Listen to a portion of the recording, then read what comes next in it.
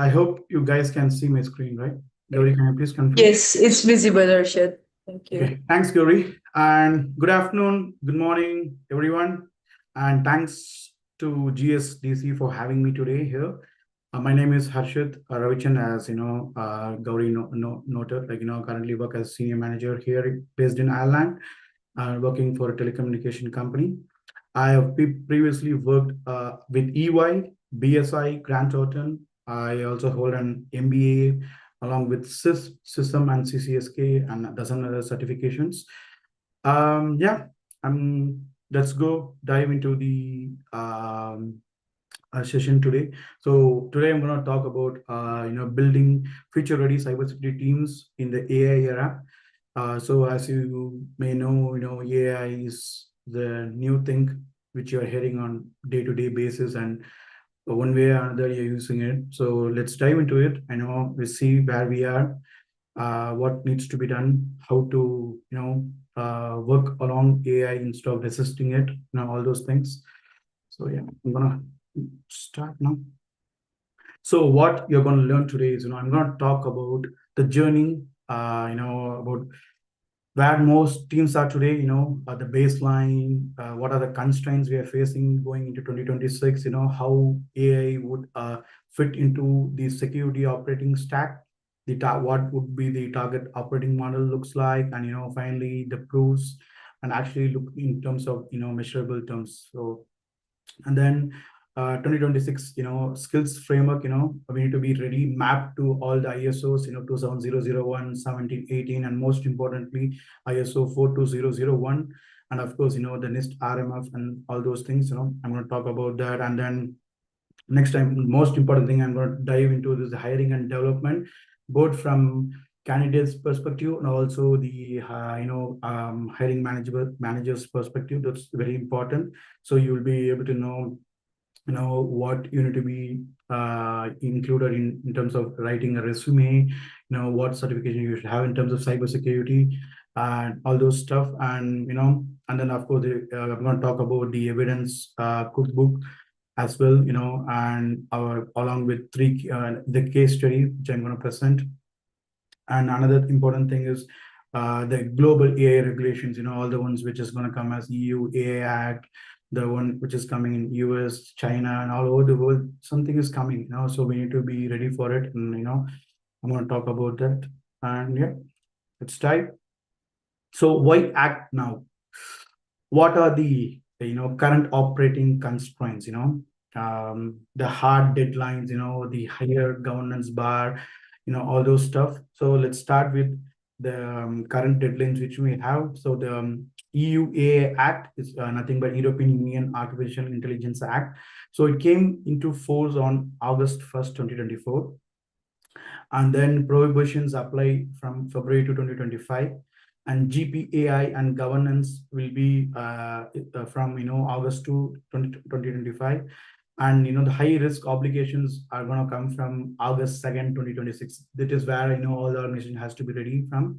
So and then of course it's going to go to multiple phases like 2027 to 2030, similar to what we did for GDPR, EU General Data Protection Regulations. You might have heard about it. So it came to act in 2018. We prepared 2 to 3 years previously, and then we acted upon, did the initial assessments, all those things. Make sure every banks and organization are aligned to it. Similar to that, we have to do here.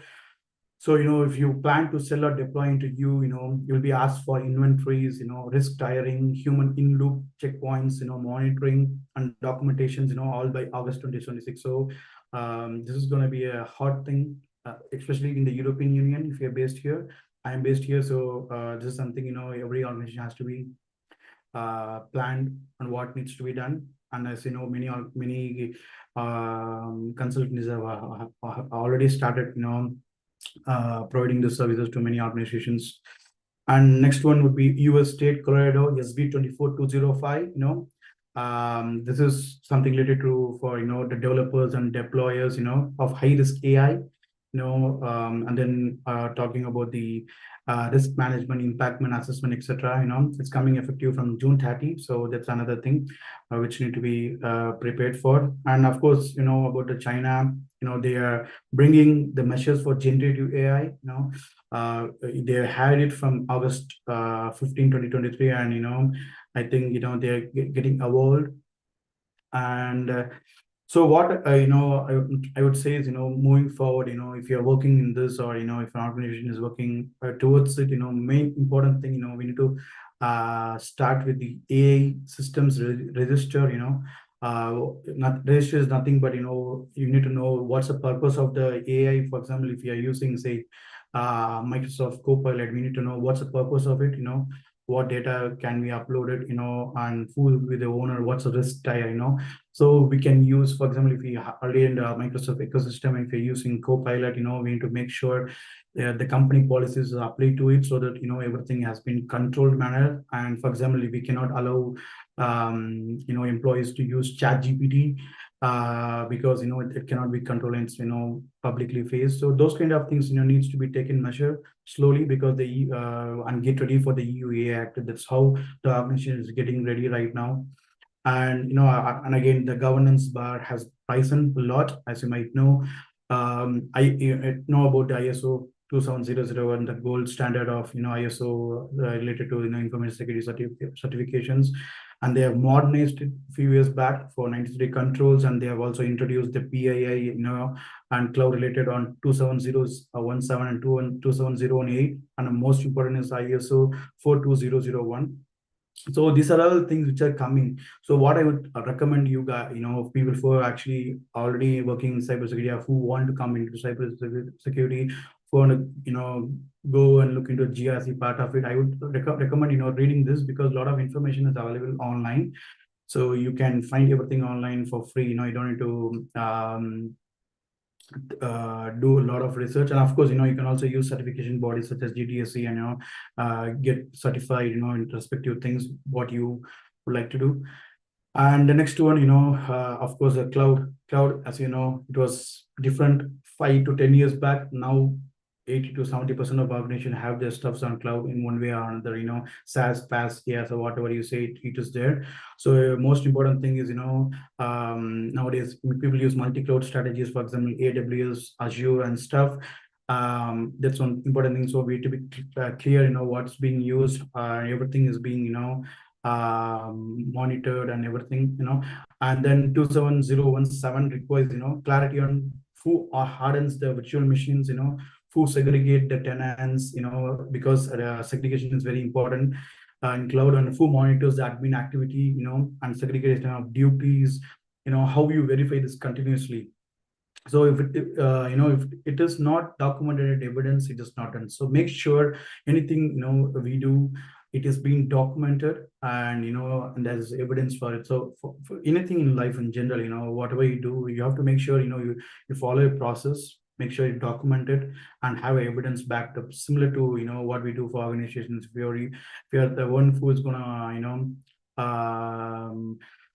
work on the ISO 27001 or 1718, make sure everything is analyzed, answered, and have respective proofs behind it. That's very important. And AI, is already in the workflows. Of course, as you might know, organizations are currently using AI in recruiting and screening, most importantly. And that is very only after it's screened by the AI, it goes to the human. So this is something you have to be very conscious about, because all the big organizations, I would say 80 to 90% of them uses the ATS format, and it's inbuilt AI. And for example, if there's a job description, certain type of keywords that has to be in your resume. I'm going to talk a lot about it in the next slides, but I'm just going to tell you that the CVs which you write, if you're planning to apply for a new job, or if you're looking for a change or something, it has to be tailored very precise based on the job description. You cannot just use the same CV and apply for hundreds of jobs and think that you will get a job. It won't work like that anymore. So I'm going to talk about that later. And of course, as I was already telling you, evidence beats activity. The auditors and the board members, expect the measurable outcomes and document oversight. just using the tooling. So you cannot just say because we use seam, we are happy, you're okay with tick box exercise. No, it does not work like that. Even if you use the different type of solutions, the sock seam or dark web monitoring, Fortinet, FortiRecon, or whatever solutions you might use, it has to be properly documented. You need to have it needs to be able to audit it. So only if that happens, then it should be tick box. And this is a really interesting slide. I really wanted to use this. So I don't know what age range or everyone today entering our is going to see the recordings, but this is how it has evolved. For past 26 years. I took a good bit of time creating this slide because I really want to explain how it was in 2000 and how it is currently. So we can start with dev 2000s and 2008. At that time the development and security was separate. For example, what happens is when someone does anything, software development or anything, they do the software development and then they bolt on the security. So it was not security by design or security by initial stages. It was just bolted on. That's why it was not secure much, and that's why there are a lot of hackers were easily to break stuff and stuff. And then from 2009 to 2013, things got evolved. DevOps, accelerated delivery, but security was still that kind of not big even at to those times. The shift left mindset was started. Slowly and slowly.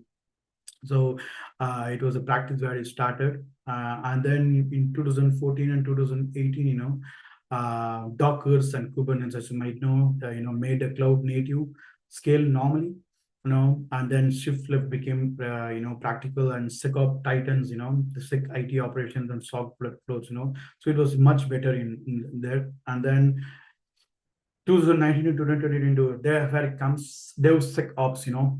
This is a period where the security was started built in, from the initial stages, pipelines, making sure, it's hardened so that, zero data attacks is not easily affected. And of course, the zero trust became normal. Zero trust is nothing but, trust but verify. That's very important. You can trust it, but it has to be verified. So that application is very, very important here. And of course, NIST SP 800 to 207 zero trust came in 2020. EU 14028, all those things came. So which is great. And here in 2023 and 2027, we run the AI augmented, DevSecOps plus SOC plus GRC. So NIST AI, RMF can give the verbs, and then of course ISO 24201 is the AIM AIMS layer, and the EU AI sets the deadlines. So this is how it has evolved in past 26 years. I think we are already evolved a lot, and especially in past 12 to 18 months, I would say AI is becoming a really big part of it. So evidence is very important. Involving humans for approvals is going to be really important moving on. And time to confidence and percentage of evidence automated is going to be the two important criteria moving forward. And yeah, so this is another important slide. 2026 skills framework. I have created this based on European cybersecurity skills framework, and this is really good. They have clearly pointed it out, saying how the role has to be. For example, starting from the up top. If you are a CISO, you look into the strategy. If you're an incident responder, you look up the incident response plans, cyber incident report, etc. And if you're an architect, you look into the diagram and stuff. And if you're an auditor, you do the plans, audit plans, and risk manager does the risk assessments. These are things you can actually Google it, and you can have a look at it, how they have done it. So this would be the common language for skills and deliverables. And day to day, in terms of keeping identity first cloud, the safe configurations is very important. And evidence has to be readily built by default. So for example, if you're starting anything, you're trying to create a new process or system, for each and everything, make sure you have the evidence. That's very, very important. Whenever you create a process, just make sure there's a folder called evidence and pack them with the whatever you have done it, with the artifacts and everything. So that's very important. to have it moving forward. And so next one would be the work with the AI, RFMF language and 42001 controls. So how I would talk about this, when AI helps, we don't change the roles, we change how we document and control. So that's how we have to look into it. We write risk and approvals in NIST AI RMF, in terms of govern, map, measure, manage, so leaders and auditors can follow in the reasoning. In terms of ISO 42001, clearly define the policies, define the roles and competence, documentation, make sure there is a human in loop and approvals, monitoring, and continual improvement. That's very important. And in terms of AI assisted pack, the validation is very important.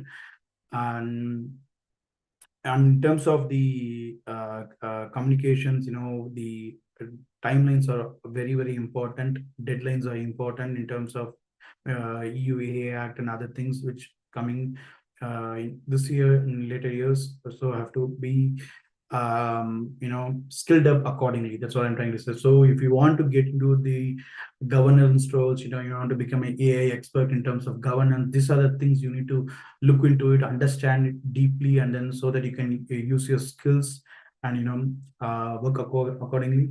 And most important thing, as I was saying to you in previous slide, is the key KPIs, the key performance indicators will be based on time to confidence. That's very important. And of course, the percentage of evidence automated and needs to be verified and approved by the humans. So that's another important thing. So yeah, so this is the really good slide, for anyone who's looking for a new role in 2026 related to AI cybersecurity. So I will just start with what candidates need to do. As I was talking at the start of my presentation, most of the organizations are using AI to initially screen using the ATS format. So whenever you apply for any role, make sure you update CV each and every time for the role which you apply. Make sure the keywords in the document, the job description is in your CV. For example, if you're applying for analyst role, make sure there is a keyword such as investigation, incident handling, case notes, identity, cloud apps, automation, evidence. These are some keywords that needs to be used. For example, if you're applying for governance or GSC roles, make sure you use the keywords risk assessment, control mapping, policies, evidence, audit evidence, ISO, whatever you have worked for. And then if you're going to apply for pen testing or pure technical roles, make sure testing plans, summary, remediation advice, attack path diagram, evidence handling, those kind of words has to be used, because that is what makes you different from others who apply it. And the AI is going to screen your risk. Think like, there is not going to be a human who is going to see your CV.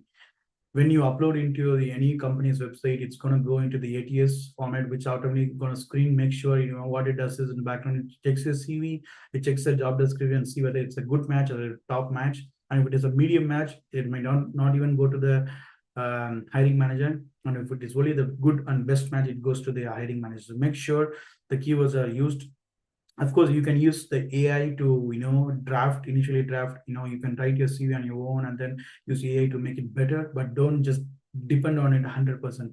Use it as a companion and use it as a helping thing, but not completely trusting and just believing in whatever it says, because it sometimes use a lot of information wrong. Still, even if you use ChatGPT or Copilot or whatever it is, so you have to make sure whatever is written is something you understand very well, and don't write anything just because for the sake of writing. Because sometimes if you write something and if you go to the interview, if you're not sure about that, then they will know that you have your CV was not right. So make sure don't write anything unnecessarily which you have not done or which don't have the experience for. And from the hiring manager perspective, this is another again important, very, very, very important. When the hiring managers are when you plan to release a job description on LinkedIn or on the website, make sure every information is precise, use the clear keywords, and don't just use fancy words, but make sure what you want is really asked For example, a lot of hiring managers just use the old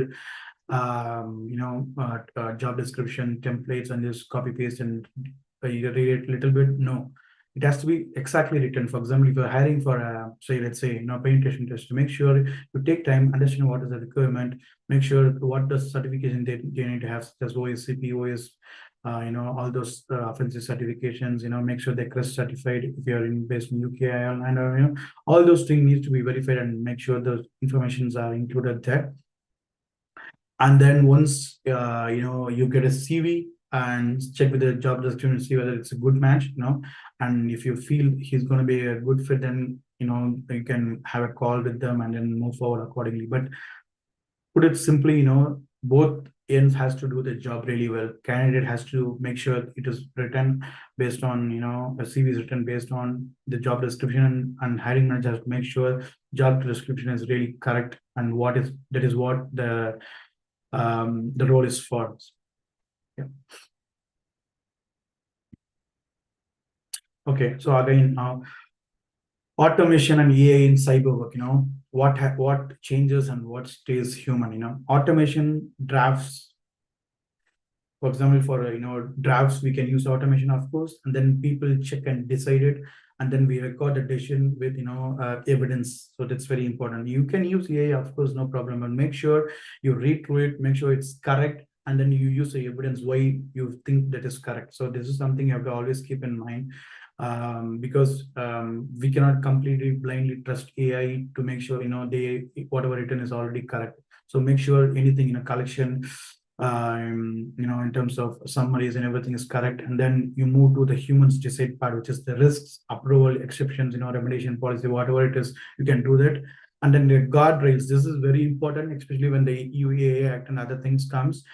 It's non-negotiable. So human in the loop, who approves on what and when. That's very important. And then brief validation note, one line on what you checked or changed in the AI draft, whatever it was generated by AI. And then lineage and rollback, where inputs came from, and how to undo the changes. And one evidence folder per pack, very, very important. So what was the prompt given? What is a validation note? What's the data lineage? Decision log, monitoring snapshot, and rollback plan. All this information should be attached to evidence. This is just an example I'm saying. So moving forward, this is going to be really important. And again, as I talked to you in terms of measurement, we need to use the time to confidence, median hours from start, to document decision with required artifacts. That's the time to confidence. And evidence automated, with human sign of auto-generated artifacts that are reviewed, and then, plus the, minus the total required. So yeah, this is about the thing. And then ISO driven governance in the AI era. So this slide, maybe, if you are already in the GRC and ISO stuff, you might very well know about it. So what should you see as your backbone? Here are 4 standards that hold everything together. 27001, gives us the risk and controls. 27017 and 018 tells us how to work safely in cloud, and most importantly, the personally identified information. That's very important, but that helps with that. And ISO 42001 adds the AI, artificial intelligence oversight, making sure a human approves the important steps. That's very, very important, which is going to be the next 10 years thing, and then the last one will be NIST AI RMF. Of course, NIST is they've been for a long part of my career personally, and it's very important to refer those things, risk management framework. It gives a common, simple language to describe AI related risk and stuff. So that's there. And so, of course, why it matters. From 2026 onwards, oversight becomes continuous, not once a content, it has to be continuous, because AI can do anything. And we have to make sure the monitoring is also continuous. Leaders, auditors, and regulators will expect us to show how we make decisions, not just how we use the tools. That's very important. So decision making is what is going to be checked, and for that you need to have the artifacts and evidence to support how that has been made. So what AI needs? So it needs traceability, of course, as I was telling you. That's very most important thing, from where it came, how it was generated, what was the prompt given, or if you take a tool now, and if the AI is doing the initial triage, and we have to understand how it does in the background, so that you can provide it as an evidence. For example, if there's a document from the provider, you can use that. If all those information has to be recorded, uh, where the data came from, who reviewed it, how we monitored it, and when a human approved it. So that's very important. And practical steps, what I would say, we keep it simple and get the basics right. You can, as I was saying initially, you build an AI register so we know what's in use. So you have to see, for example, if you're in an organization working for X organization, you have to, and if you're in charge of the if you're a cybersecurity manager, even if you're a cybersecurity analyst, just to understand how this works, you can see, what AI tools you might use. You can check with your IT team and see what we are using currently. And then, you can also see what's currently in place. Is there any checkpoints, for to any AI assisted stack, make sure you capture the lineage, what data we used, how to roll back those things. And most important thing is map them everything to 27001, 42001, 1718. Make sure it is aligned with these standards, so that when the auditors come, you can say that we are aligned to these standards, and we are good. So they will believe it if you show them with the proof and evidence. So that's another important thing. So simply, governance, clear standards, one folder and two numbers. That's it. That's what you need to have generally. If you can follow this, I think you'll be absolutely fine. And next slide, I'm going to talk about the certifications and learning paths. Of course, GSDC is doing their own certifications. You can you use them for AI and everything. The one I'm going to talk about here is related to vendor neutral certifications or vendor focused certifications for in cybersecurity. Okay, so if you are really new and if you want to start your career in cybersecurity, you can actually start with ISC Square CC, and it's free, completely free, and you will also get a training free. You can do it. If you are currently working in IT and if you want to move into cybersecurity and you don't know what to do, you can just start there. That's really good and helpful. And if you want to go above, you can do SSCP, then Security Plus, Network Plus. There's a lot and lot. Just you need to think about where you are and where you need to be, and then choose things accordingly. This is just to show you there are a lot available in the market, and you need to filter or customize based on your needs and based on what you need, what you want to be personally. And then cloud and AI certifications, of course there is CCSK, which you can do as a starter thing. And then if you're experienced in cybersecurity already, you can even aim for CCSP. And of course, the AI governance, a new thing is coming, and ISAC has released the AI certs, and then IAPP has released the AI GP certs. You can have a look at it, because these two certs is completely new, but I would say these are going to be applicable for the near future and for the future. So this is something you can have a look at it. And once, of course, if you're in a senior position, I would highly recommend you should have the system and SIPs concentrations. And at the minimum, you must have suspense system. That's the main requirement. This is what was told to me personally by my partners, when I was working in EY. And personally, that has really helped me to be where I am currently today. So I would highly recommend them. So, and this slide, I'm going to talk about the developing and retaining cyber talent. First, make growth skills first. When you hire someone, publish a simple matrix that ties to each roles to the skills, small artifact to prove it, and one metric to show impact. For example, let's say if you're hiring a level 1 cybersecurity analyst, make sure their skills mapping should be based on how many tickets do they deal with the initial start of their thing, and how close they can close them, or they can escalate to the level 2 team, how good are doing it, how long they're taking. Those are metrics, you can use them. And then for when you're doing the media review, you can use that as statistics, and and then see what are the skill gaps, causing real consequences personally, and I mean from an organization perspective. So you can measure them, and then you can give them the ratings, and you give them the feedbacks, and at the same time you can understand, so what are the skill gaps does he has, and the same so does the everyone in the team will have. And second, you can use AI for training, but always include validations. That's very important.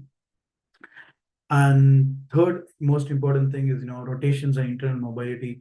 So if there is a chance, there is a you can do the 90 days rotations around, investigations, cloud configurations, governance, all those things. So for example, you don't need to have the same guy doing the same job all the time.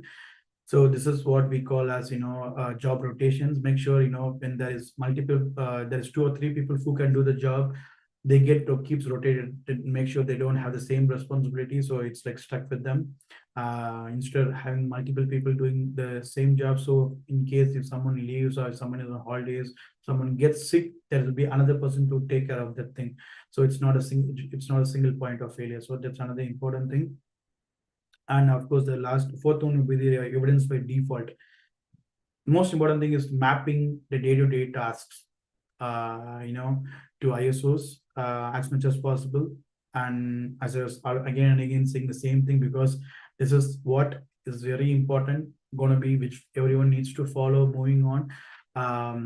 Is where AI is involved in ISO 4200 checks and stuff, data quality, human oversight, documentation. So evidence has to be captured whatever you do. So it's very important thing. And again, the KPIs, the most important thing is time to confidence and percentage of evidence generated automatically with human sign off. So these things needs to be followed. And yeah, so I'm going to talk about a really good real world example. This is based on my own experience, I would say. So when I was working at different organizations, we kept hiring the smart people. But the first month felt slow and really frustrating, because new joiners were not sure where to start, who to ask, how they progress. So what we did was, we did a lot of research and saw like what needs to be done, and then we fixed it with three moves: week zero, kit, a buddy system, and a career map. This is what simple. So if every organization and if every team has this thing, the joiners will be really happy, because once you have the week zero kit, it can have a link for everything. For example, access request, tool logins, glossary, how we write notes, how we do the reporting, how to contact HR, how to use your email, your signatures, all those things. If you have that in a pack, that will really help them.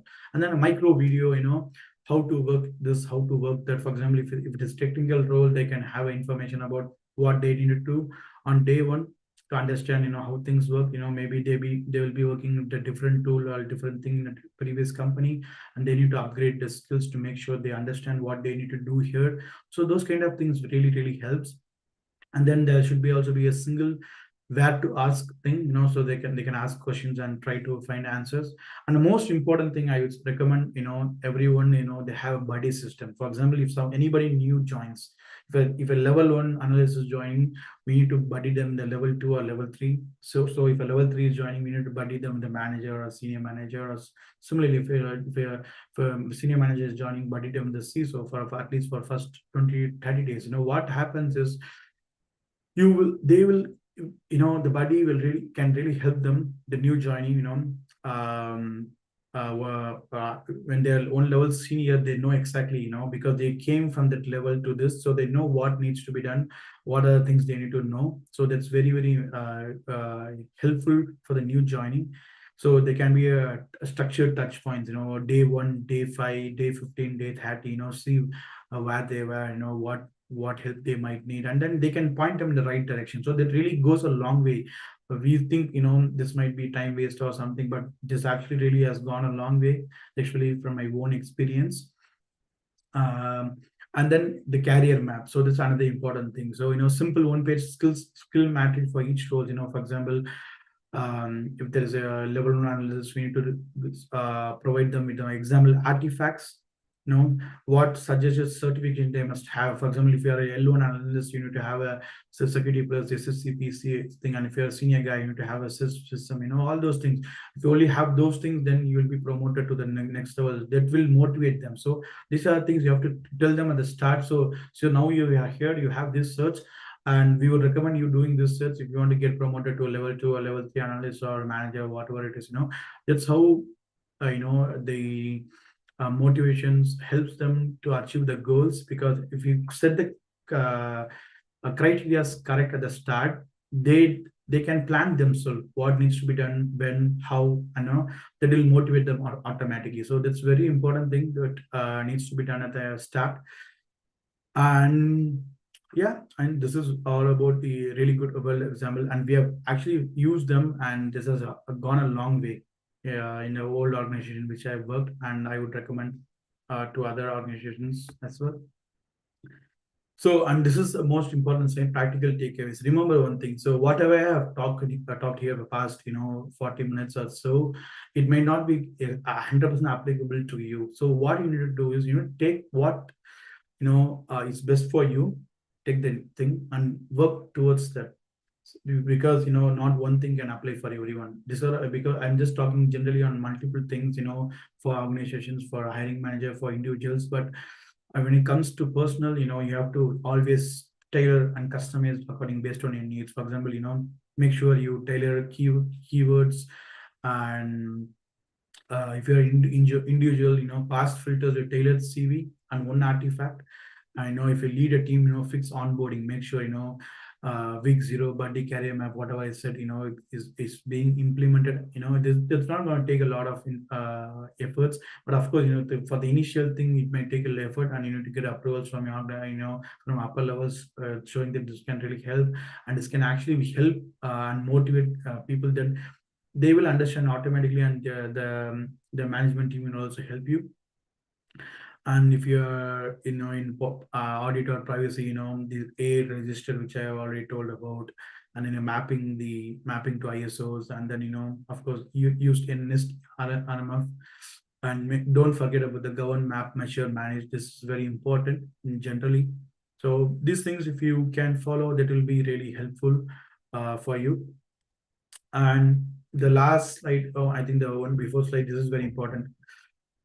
So if you remember one image, the future pro makes a good decisions quickly. Think in systems, not silos. That's very important. And communicate clearly with simple before and after proof. The thing is, tools might change. These 3 traits don't change. Keep the habit, do the work, and capture the evidence and show the numbers. So that's what I would recommend. Simple as that.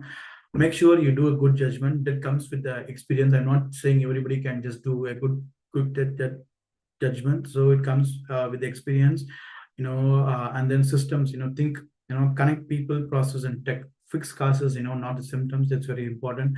So another most important thing I just generally say is, you can have any knowledge, you can have the talent and everything, but if you don't know how to get along with the people, then you won't succeed. So the most important thing what I have learned in my career is, if we can't manage people, stakeholders, without escalations or making them angry or whatever it is, and if you can work with them, I know not everyone is going to be good, someone is going to be aggressive, bad, or whatever you say it, but if you can manage them in your own way, calm and composed, I think you will go a long way. And successful leaders have gone through that. And whenever I have spoken to a lot of leaders, in cyber and wider things, one thing always they say is, we need to know how to manage people. That's it. If you know that, you will go a long way.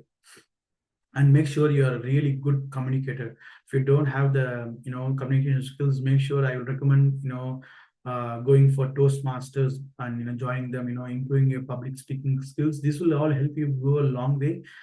This is not just focused on cyber or ISO thing. I'm just generally saying, because communication is the key for everything in your life. So, make sure you have that covered.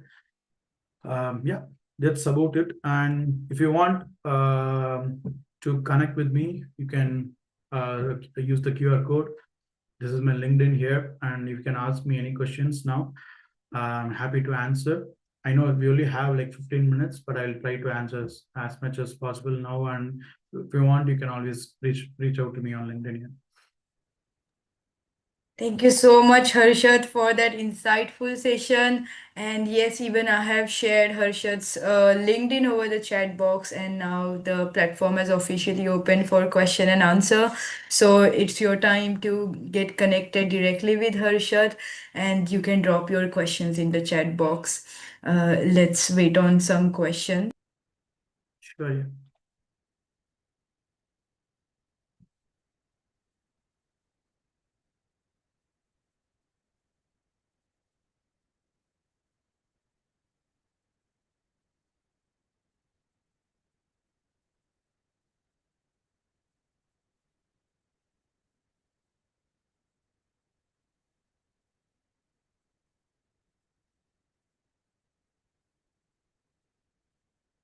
Meanwhile, I'm also going to see the questions from the live, so allow me a minute.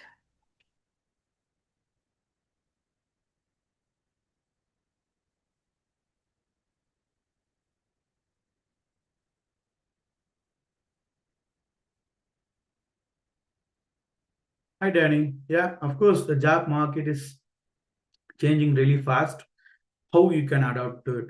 The answer is simple. So, you need to skill up, see, assess the market, what are the needs.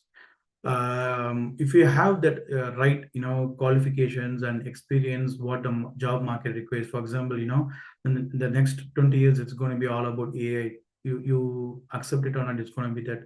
So make sure you work the basics. Of course, the basics is all, whatever you need to know is the basics of networking, basics of cloud cybersecurity, all those things.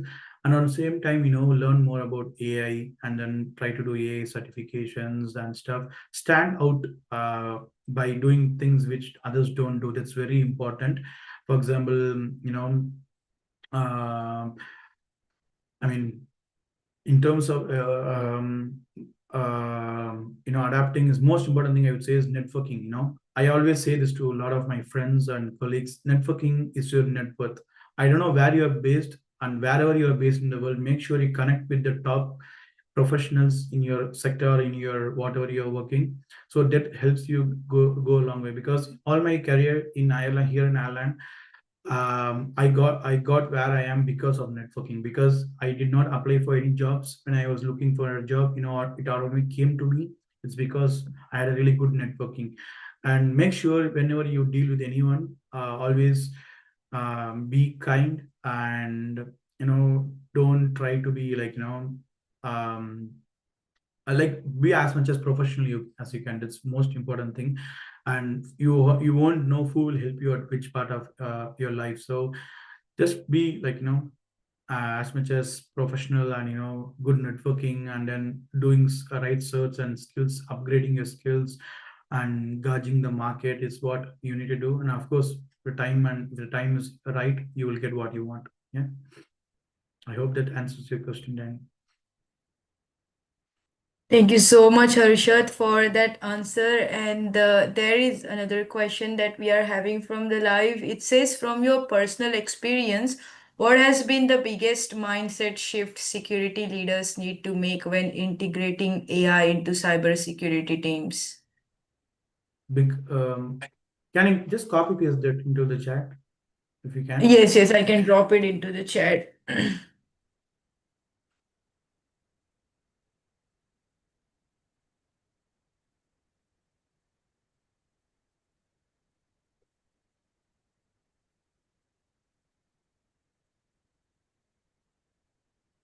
This was the question. Yeah.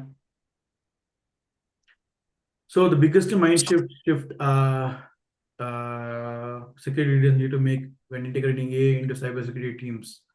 So the thing is, it is already integrated. That's what I was talking. If you um, if you're using any sort of cybersecurity tools nowadays, for example, IBM Cura, any tools, like I'm just saying, some part of AI is already included there.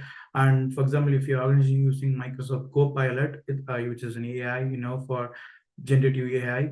So company organizational policies are applied. For example, in the organization which I have worked, or which I know because I have been advising other companies, is what they're doing is they're working towards EU AI Act, and they have a lot of requirements, and they are meeting those requirements step by step. For example, when you use Copilot, it has to be there has to be certain policies where because you're uploading the internal documentations into that, and that is fully controlled environment, and you cannot be using uploading those things to ChatGPT and stuff. And in terms of the mindset shift, uh, leaders are really open for it because they know that is the next big thing. For example, what happened when cloud came, cloud computing came in 2007, 8, where AWS was a big thing, and then Azure became big, and now the same thing is happening to this. Already the leaders have started doing what's required, and I think most of them are really good with it. And there are a lot of things still needs to be done, that will happen in time, because even most leaders or even cognition don't know few things, because it is evolving day by day. And there are a lot of external factors as well, including what is happening around the world currently, and a lot of factors is going to apply, and let's see how things goes. Even I am waiting and I am curious. Thank you so much, Harshad. If anyone is still having any questions for Harshad, please you can drop them in the chat. And meanwhile, I'm taking another one question from the live. It says, have you faced resistance from teams when introducing AI-driven tools or automation?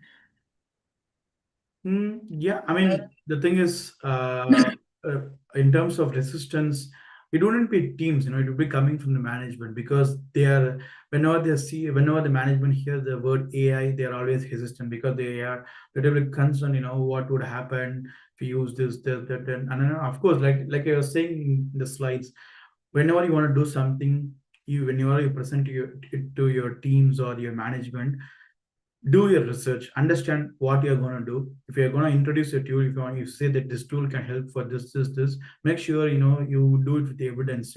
This can reduce this much time, this can reduce the tickets to whatever by this much time, and we can resell for a higher margin, higher profit, and then say how the AI works in the background with evidence. And if you do this with artifacts and stuff, I don't think people are going to resist you. And of course, at the end of the day, the numbers matters in terms of how much is going to cost, how much is going to benefit, how much can organization make money out of it. There's a number of factors.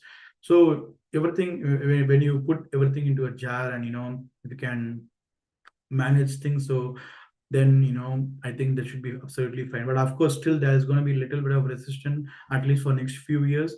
And once like same thing happened when cloud was there, people was thinking putting data into the cloud was really bad, people can hack them and stuff. Of course that was a little bit concerned. And then once a lot of organizations started moving to cloud, everyone were fine. So same thing will happen to AI. At the initial stages, there are going to be a lot of resistance, and that's why you need to go with the full of artifacts and proofs and evidences supporting that it will help you, and it can blah blah blah. And then how you can um, protect it, and how you can evidence with all those things. So if you can do that, I think it's all good. Any more questions, guys? Yes, if any one of you have any more questions, you can drop them in the chat box, those who are connected from here. And I'm also sharing Harshad's LinkedIn once again in the chat box. So if you can follow him, and you can always connect with him on LinkedIn. And let me see my question above. Uh, TKS agree networking or communication skills are important, but how can we expand our Oh, network? okay. Sorry, I missed your question, Danny. So, in terms of expanding your network, it's very simple. The main thing I would say is use LinkedIn.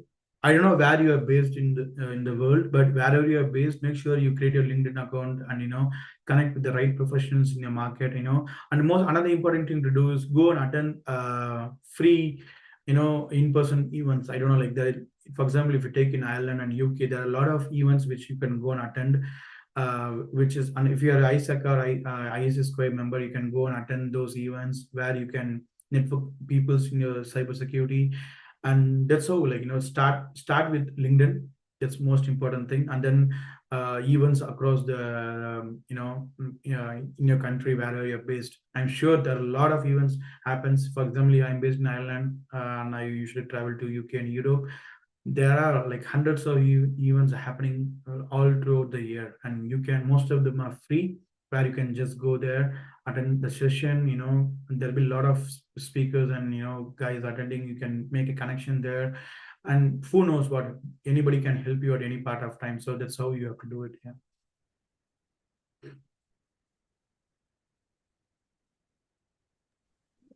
Thank you so much for that answer as well. And yes, I guess pretty much these were the questions that we have received.